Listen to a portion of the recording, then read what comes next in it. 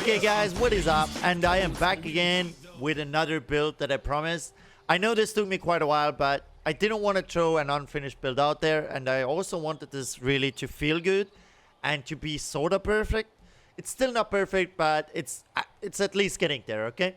So let's start from what this build is. So what this build is, it's a pretty cheap Molten Strike build. You'll be using Molten Strike and Sunder. Sunder is for clearing maps, and Molten Strike is for dealing with bosses. Alright, so let's go over some of the items that we need for this build, okay? These are the items that you should always be using. Starting from Doryani's Catalyst. Now I picked this because it gives elemental damage.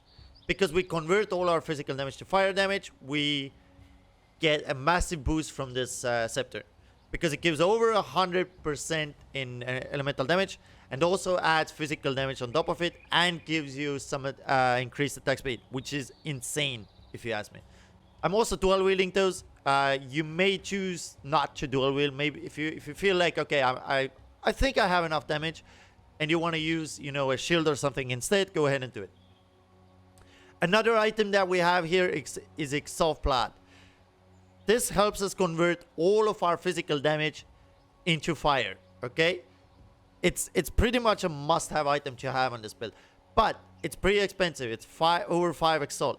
Now, if you don't have the currency to buy this amulet, you may choose to use Chernobog's Pillar's Ebony Tower Shield, okay?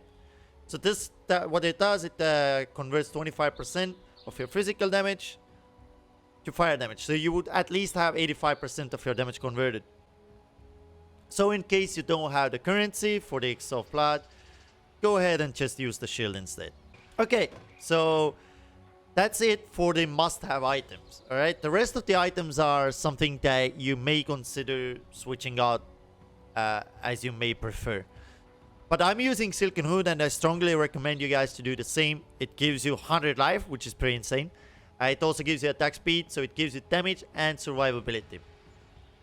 For the armor, what we're using on this, what we're missing on the Silken Hood is the extra projectiles for our Molten Strike. It's because it's so expensive. It's 10 exalts for that, so I didn't have the currency to buy it, so I just got one without it. You may choose to get a rare helmet with free projectiles on it. It's only like 1 or 2 exalts if you may consider doing that. As an armor, we are using a triple resist with some life on it. There's nothing special in it. I recommend you guys use Belly of the Beast. If you have it 6-linked, it's good for you. I can't get the 6-linked. I just can't. I've wasted over 700 or 800 into it. I just can't. For the rings, this is where I recommend you guys, if you want to min-max this build, use steel rings with physical damage on it, elemental damage to attacks, some life, and some resistance. That's what I recommend you guys. But other than that, just search for resistances on your rings. I recommend you do that. For the gloves, we use... These are nearly perfect gloves, but if you want to really get the perfection, you can get Crave gloves with projectile damage on it. But general rule, you are searching for either fire damage to attacks or physical damage to attacks. Attack speed, life, and some resistance on your gloves. For the belt, I'm using triple resist with some elemental damage on it and some life. As a perfect belt, you can use one that gives maybe some more strength or some more life. For the boots, I'm personally using just rare boots with triple resist and some movement speed and life. Also, you may consider using KM roots, but here's the problem that I have with the KM roots. Look, you're so slow, and although you have great life pool now, you have a lot of life, right? Although you have a lot of life, you're still kind of slow. And I really don't like that. You are stun immune with a lot of life, but it's just the mobility is a problem for me. But this is up to you guys. If you feel that, you know, you're okay with having less speed on your character, you may choose to switch them out for the game. It's up to you to decide, guys. All right. I think we went over most of the items. All right. So I'm gonna now go over the skills. All right. And honestly, I'm gonna tell you right now, I did not find anything better. This was the best combination that I found. So here's the skills. We use melee physical damage support, Molten Strike, Elemental Focus, Multi-Strike, Fire Penetration, and Concentrated Effect. These were really the absolute best that I came up with. Now you can switch out maybe Fire Penetration for Fortify or something if you want, but I wouldn't recommend doing so. I would just use the skills as they are. Now there's a thing that you need to do, however, sadly. At least I need to do it right now. If you're clearing a map, you need to switch the skill out, right? For the sunder. And when you're killing a boss, you switch it for Molten Strike, because Molten Strike is meant to kill the bosses. So that's something that you need to do. You may consider running Sunder in a 4-link. So you put Sunder, Multi-Strike, Concentrated Effect, and melee physical damage. So you can run it in a 4-link if you want. As for the other skills that we use Enfeeble, Immortal Coil, and cast when damage taken. Leaf Slam, which is this is your movement skill. Plant Magic, which is gonna help us not to use our mana and use our life instead when using the skill. Faster attacks, it's gonna make it faster to use it. And Fortify. This is really easy because when you're fighting a boss, the Fortify, you can keep the Fortify up like all the time pretty much. Because you jump on top of him and you get the Fortify and there you go. Because it needs to be close combat anyway with the Molten Strike, right? Here's where things get a little bit difficult. I've ran maps with casters in it or any kind of range type of characters and the build struggles with it. So I recommend you guys to use temporal chains on the ranged or caster type of character because it's very difficult to be close combat. They run away from you, and if they're not slowed enough, then it's hard to kill them, and there's a big chance that you will die. All right, so keep that in mind. As from the buffs or auras, we are using Anger and Herald of Ash. These are the two auras. There's really nothing better you could use for damage. You can switch this out later as you wish. If you want more survivability, you could use Arctic Armor, for example. Okay, what else do we have? So, also I'm using Ancestral War Chief. This gives you a lot more damage. Yep, this gives you a lot more damage. Oh, and as for the potions, we are using Dying Sun, which gives you 2 additional projectiles during Flask Effect. Taste of Fate. Taste of Fate is optional. You don't need it. If you have the Chaos to spare, go ahead and buy one. It's definitely a really good add-on for the build. Wise Oak. So make sure your fire resistance is the highest. You gotta make sure that's that. And Experimenter Sulfur Flask that removes bleeding and gives some extra damage. And just regular movement speed potion. For the movement speed potion, you may choose whatever you want, really. It's up to you. Okay, and I believe I went over all the items for you guys, and I also went over all the skills so far. Yes, we did. We went over all the skills. Enfeeble, Immortal Coil, and cast when damage taken is a very normal thing to run. There's nothing really special in it. This is a typical kind of chain. Yeah, alright, so let's get to the skill tree. Alright. Now, the skill tree, as I already mentioned, Resolute Technique. I recommend you guys use that. This build wouldn't really work with critical. If you can make this build work with critical strikes and critical multiplier, do let me know. I want to actually see how you can make it work. Alright, So here we go for the mace cycle, because remember, we are using maces. Oops, sorry for that. Crap. All right, there you go. So here we go for life. There's a general rule in this game. If a jewel socket is 2 points away, you always take it.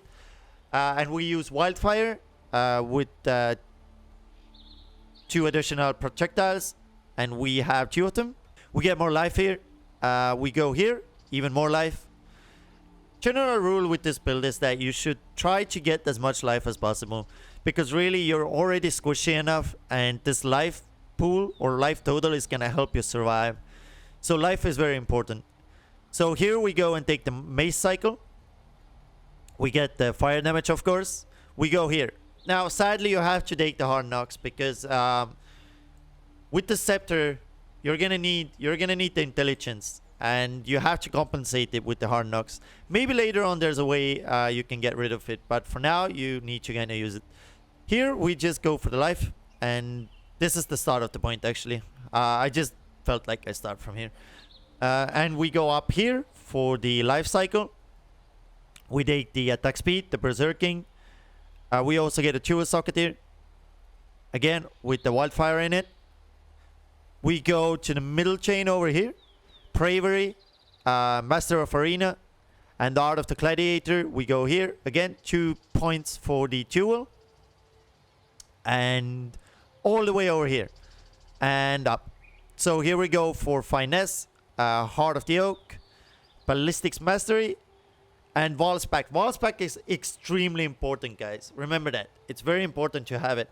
I don't think this build would ever work if Wall Pack actually didn't exist in the game in the first place. You need this. This is what makes you survive. Over here we go for some extra life. This is up to you to decide. Another jewel socket, and we go up here. Really, guys, these points over here is something that you can consider using elsewhere. The reason I go up here is to later on get the sleight of hand and the trickery. That's really the reason I go up there, because sleight of hand gives you a lot more damage. Also, why I want to go up here. Okay, so my plan is to get the force of nature later on, sleight of hand, and the trickery, right? For that reason I go up here. And the Wall Pact, of course. Now down here we go for Primeval Force. We get some extra life over here, and we go for the point blank. Point blank is a must-have, guys. Remember that. This is something you have to go for. Now, this here may seem like a little bit weird to you. I bet a lot of you guys are like, wait, what is he doing? Why does he go like over here? Like, why do I make this circle? Well, trust me on this. I tried this out in so many different ways, and this pathing was the most effective way to get point blank. Because I also want to go for the Primeval Force, remember that. This was the most effective way to get the point blank. Another way to get it is if you move down this road here, right? Then you don't get any of these here, and you go only down here. But again, you would have to go here, right? To get the Primeval Force, you go here, and you still end up coming here, right? So trust me, if you go down here, you're probably going to be using more points. If I'm not mistaken, you'd be actually using more points. Anyway, I mean, the pathing is really up to you to decide, guys. I'm not saying one or the other way is wrong. If you want more survivability with the iron reflexes, you may choose to go down here. Yeah, but if you want more damage and more life, you should go up here. That's just it. I mean, it's really up to you guys. If you really feel like, okay, I want the iron reflexes, then you have to... You can't... I wouldn't recommend doing this. So you should get rid of all of this here. Right? And then connect everything down here. So you get the iron reflex, and you would get the jewel sockets here, and the life here. Right? And if you do that, I recommend you would get the tree here as well. Ambidexterity would be the way to go then. Okay, so Yeah, the ambidexterity gives you a lot. All right, so yeah, that's really it for the tree. I mean, there's nothing really hard in the tree. It's pretty straightforward. So what can I help you guys with more? So let's say you feel like, okay, you know, the build feels kind of squishy and it's not exactly your playstyle. Again, I already showed you a couple ways. We already got up to 7,500 life with it, right? Boom. 7,500 life right there, guys. So if you feel like, okay, you know, I don't wanna, you know, play a squishy character, you can make these changes that I just showed you. You're gonna wear the KM boots, Belly of the Beast, and the shield, and we're looking at 7,400 life right there. Really, it's up to you guys. Okay, guys, so yeah, this build actually has a lot of potential. You can change things around as you may wish. Do let me know in the comments below if you do so. I'm actually interested in what you have changed if you did so. And yeah, that's really it. I mean, you can get rid of some of your damage and maybe go with Arctic armor, or you can use lightning coil. I mean, there's so many different things you can actually do with it. But okay, guys, I want to really try to end the video now. But before I go, remember, all of the information that you saw in the video will also be in the description. There's a detailed section with everything in there, including the skill tree, items, skills, and so on and so on. And I'll leave a short description as well of how the build works. Anyway, so yeah, keep that in mind. And also, I hope you enjoyed the last footage that I have for you. And I will catch you guys in another one. Thank you all for watching. Bye-bye. Okay, with Minotaur, all you gotta do is just avoid the slam. That's really it.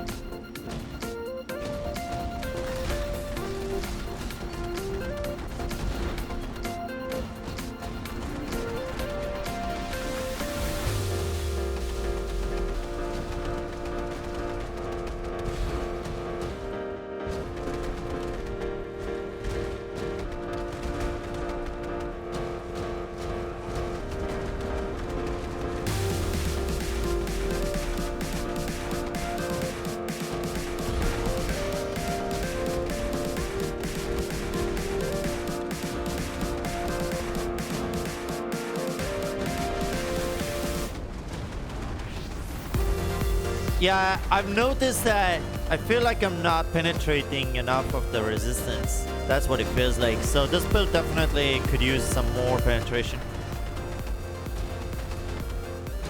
Yeah, it could definitely use some more penetration. For sure.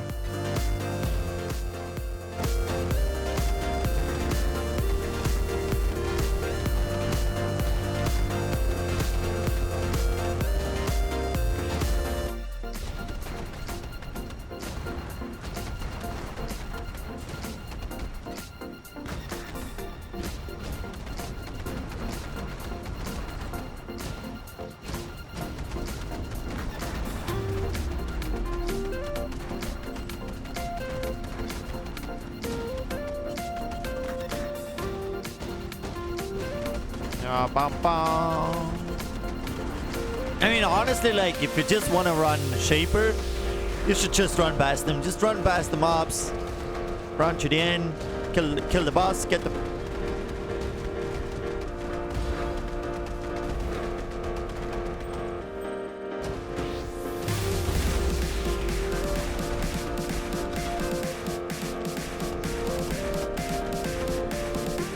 Instead of wasting your time killing all these mobs, you could just run past them.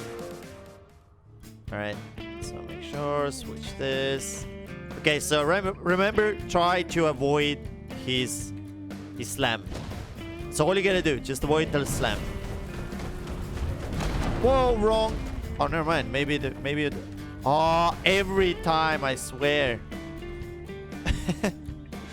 Mess it up every time. Oh my god. I was like, why am I not doing damage? Well, actually, maybe Slam doesn't even kill. We'll see about it.